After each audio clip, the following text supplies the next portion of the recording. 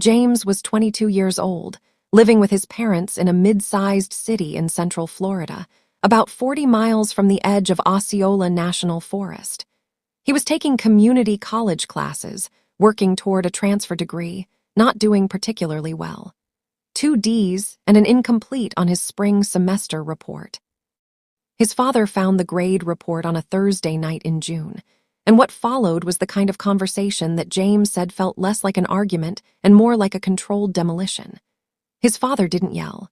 He was precise, specific.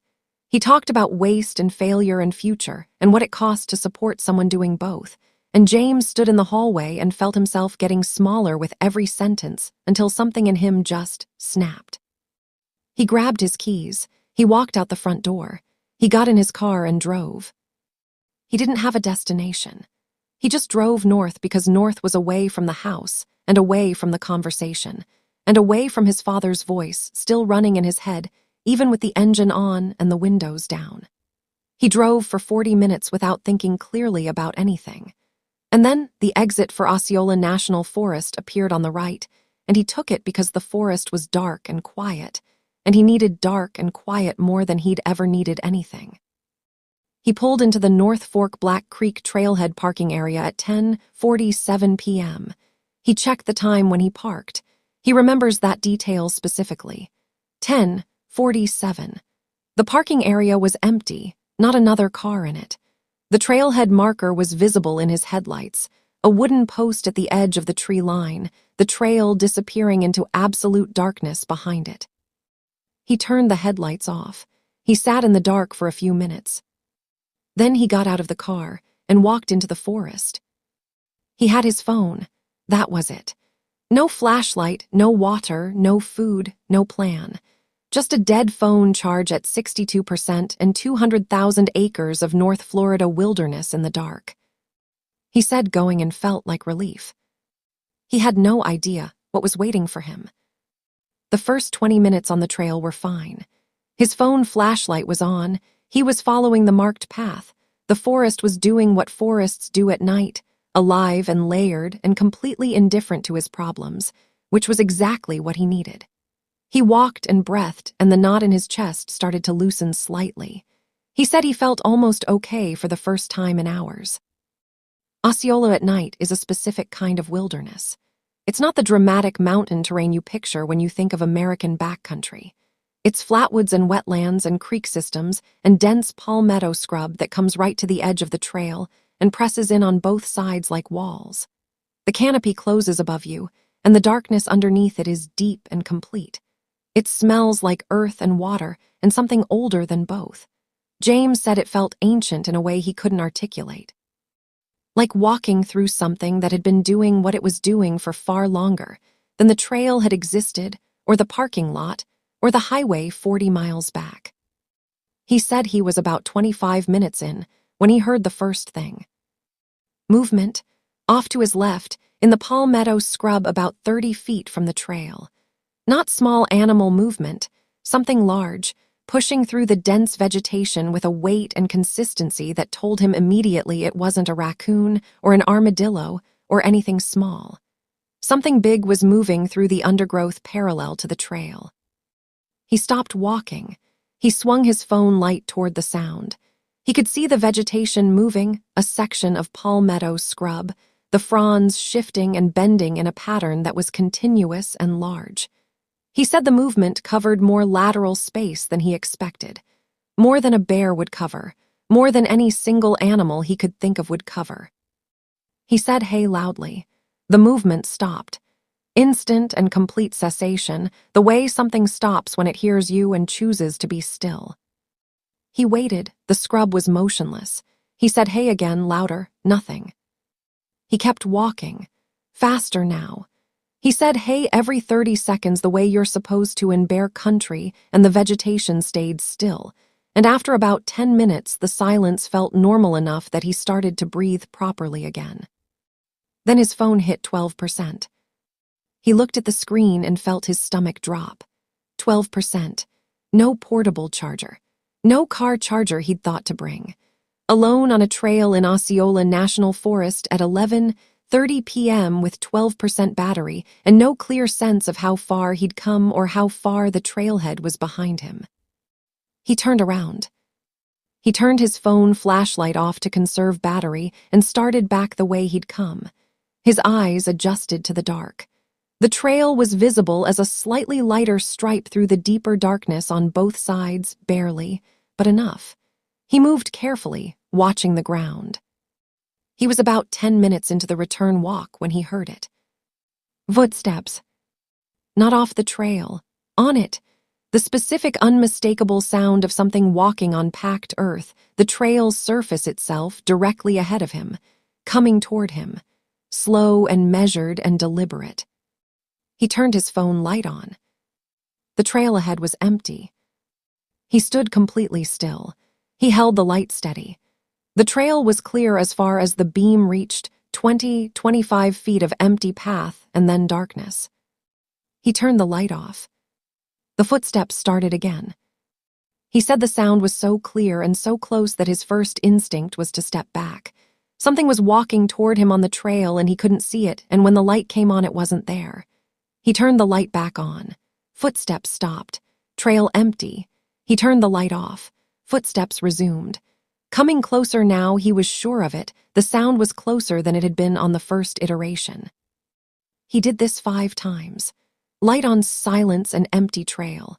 Light off, footsteps continuing their approach, patient and steady and unhurried, as if whatever was making them had nowhere else to be and all the time in the world, and knew, somehow, that the battery was at 9% and dropping. He said that thought, the battery, landed in him like something physical. The specific horror of the realization that he couldn't keep the light on indefinitely, and whatever was on that trail knew it too. He turned the light on and he started moving.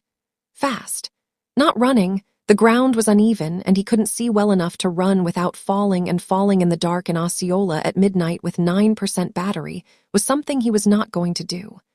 But he moved as fast as he could manage while staying upright, his light pointed ahead, his breathing loud in his own ears, the palmetto scrub pressing in on both sides. He said he walked like that for what felt like 20 minutes, but was probably closer to 8 or 9. And then something happened that he said made the footsteps feel like the warm-up act. He was moving fast on the trail, light on, eyes forward when it happened. A scream. Not an animal sound reinterpreted as a scream the way you can sometimes explain away a fox or a bird. James grew up in Florida. He'd heard those sounds.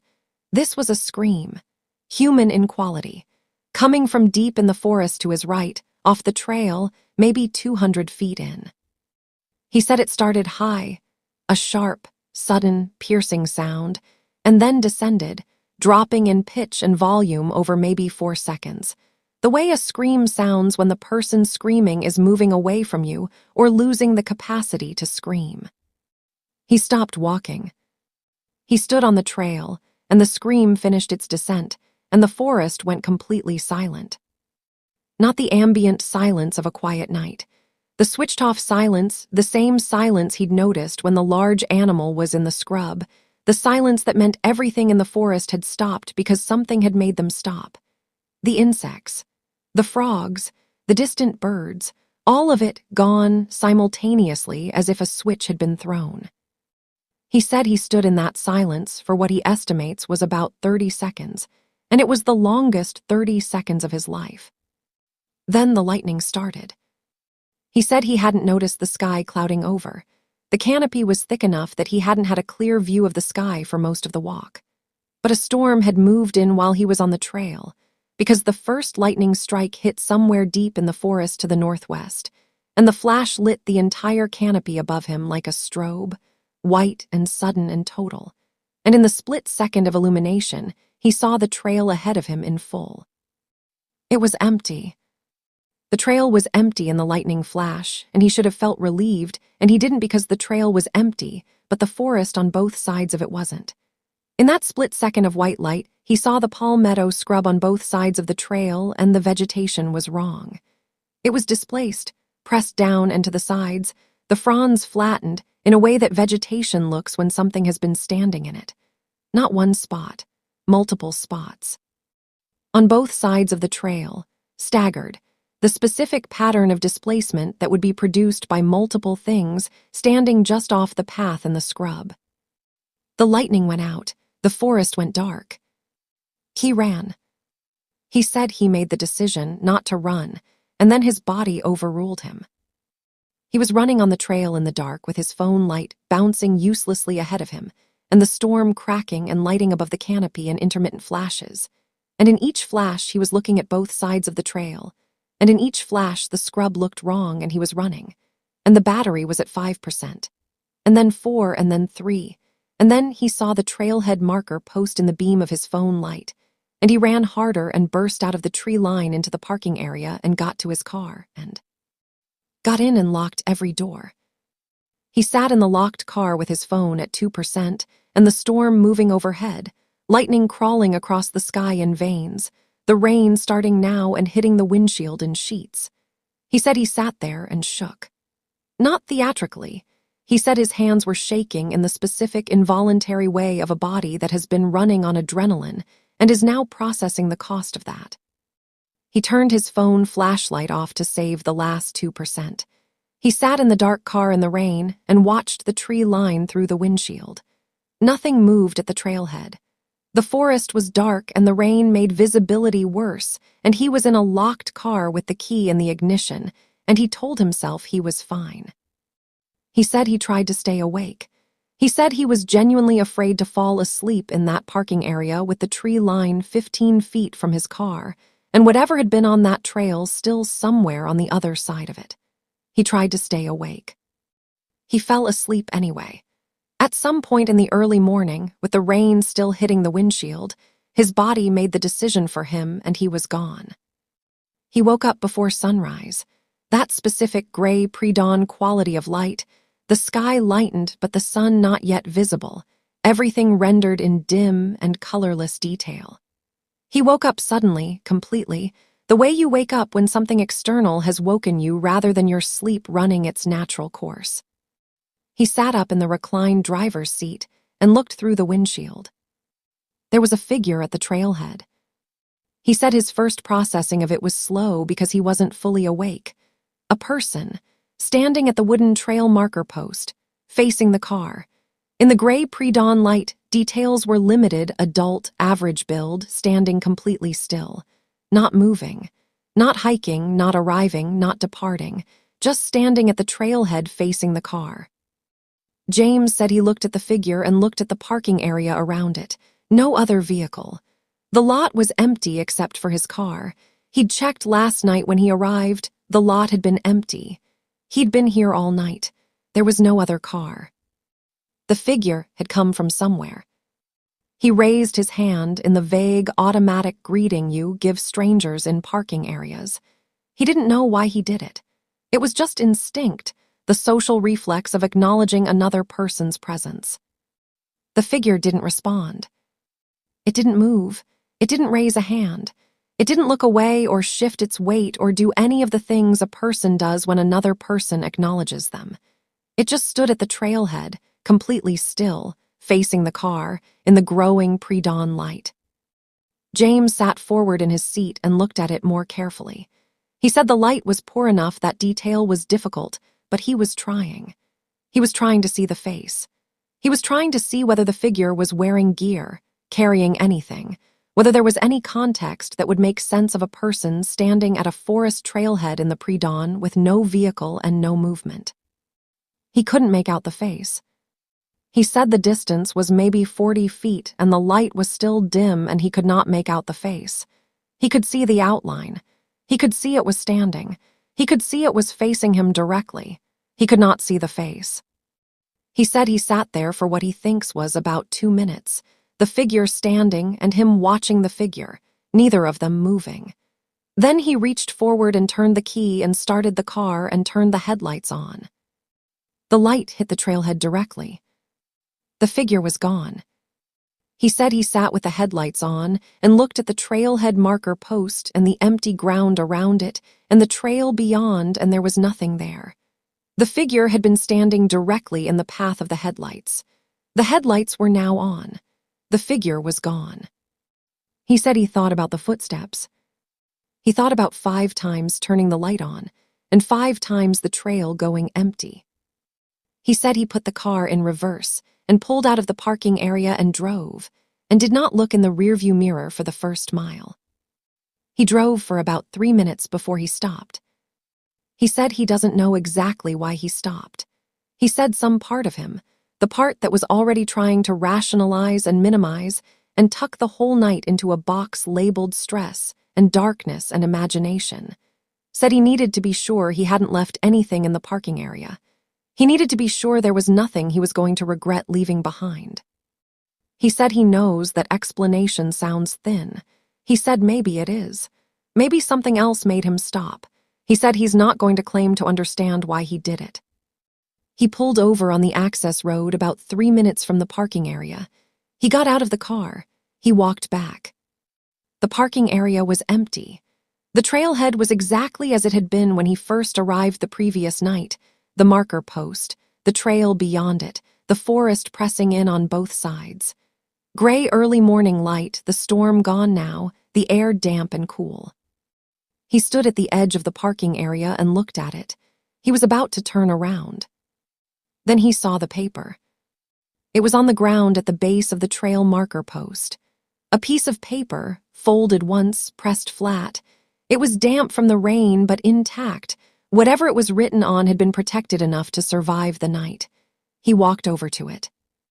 He picked it up. He unfolded it. He said the handwriting was careful, deliberate, not hurried, precise, the handwriting of someone who had taken time with it. The paper was slightly yellowed, heavier stock than printer paper, the kind of paper that felt old. He said it didn't look like something that had been left last night. It looked like something that had been there longer than last night but somehow survived. He read it once. He said he stood at the base of the trail marker post in the pre-dawn light and read it once, and then he folded it back up and put it in his pocket and walked back to his car and drove home and didn't stop. He shared the contents of the note with me. He said he's debated whether to share it publicly, and he said he's decided yes, because he said he's tired of being the only one who knows what it says. The note said this. It said, "You came in upset. You left fast. That is good. Most who come in at night the way you did do not leave fast. Most do not leave at all without understanding what they agreed to by coming here after dark. You did not agree to anything. You left before it was decided. Do not come back after dark. The trail remembers everyone who walks it. It has remembered you. If you come back after dark, it will finish what it started deciding. Do not come back after dark." This is not for everyone who reads it. This is for you. You know it is for you. James said he read it once at the trailhead. He said he read it again in his car on the highway with the windows up and the radio on, and the city getting closer, and even then, even in the car on the highway in the daylight, his hands were shaking. He said he still has the note. He said he keeps it in a drawer in his room and he doesn't take it out often. He said his father has never seen it. He said his father doesn't know about any of this. He said the morning he drove home, his father was in the kitchen making coffee. His father looked at him and asked where he'd been. James said Osceola. His father said that was a stupid thing to do. James said he knew. His father put a coffee cup on the table in front of the empty chair and James sat down and they talked for an hour about grades and the future and all the things that had sent James out the door the night before, and he said the conversation was hard, but he could do it. He said something about having spent a night in Osceola made the hard conversation feel manageable. He said the forest had given him some kind of scale, a reminder that there were things in the world considerably more frightening than his father's disappointment. He said he re-enrolled for the fall semester. He said he's doing the work. He said he goes to the forest sometimes. Daytime, right gear, never alone. He said he loves the outdoors and he's not going to let one night take that from him. He said he has one rule. He's out before dark, every single time, non-negotiable. He said the note, said the trail remembers him. He said he believes it. He said he's not going to give it the chance to finish deciding. Osceola National Forest is real. 200,000 acres of North Florida wilderness, documented and managed and open to the public during designated hours. Black bears, diamondback rattlesnakes, creek systems and flatwoods and palmetto scrub that goes on further than you can see from the trail. And whatever walks the North Fork Black Creek Trail at night. Whatever stands in the palmetto scrub on both sides of the path and waits for the light to go off. Whatever screams from 200 feet in the forest in a way that drops in pitch for 4 seconds and then stops. Whatever stands at the trailhead at 5 in the morning with no car and no gear and disappears the moment the headlights come on. Whatever wrote a note on yellowed heavy paper and placed it at the base of a trail marker post for a 22-year-old kid who walked in angry and frightened and managed, barely, to walk back out. James has the note in a drawer. He said sometimes at night he thinks about the specific sentence that bothers him the most, not the warning, not the instruction not to come back. The line that says the trail has remembered him. He said he thinks about what that means, what it means for something to remember you, whether it means you're being tracked or whether it means something is waiting, or whether it means something far older and more patient than either of those things simply knows your name now and has filed it somewhere in the dark between the trees. He said he re-enrolled for the fall. He said he keeps his phone charged. He said he's never going back after dark. He said he believes, with a clarity he's never been able to shake, that the note was right about one thing above everything else. He said he knows it was for him. He knew it the moment he read it. He knows it still,